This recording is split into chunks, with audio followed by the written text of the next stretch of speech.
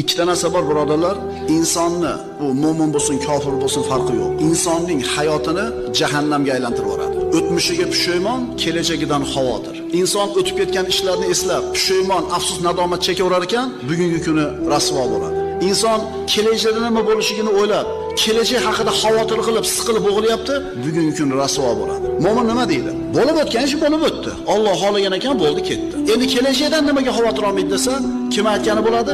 Onasining qornida inson bolasi o'rnashdi, nutfa ko'rinishida. 120 kunga to'lgan kuni rizqi, ajali yozilgan. Kimga uylanadi, necha pul topadi, qayerda yashaydi, qachon o'ladi.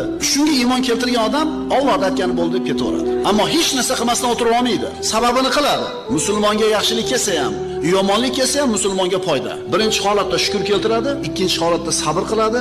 Ikkala holatda ham mo'min agar komil mo'min bo'ladigan bo'lsa, yutuqda qolaveradi. Va bu kimga berilgan? Faqat mo'minga berilgan.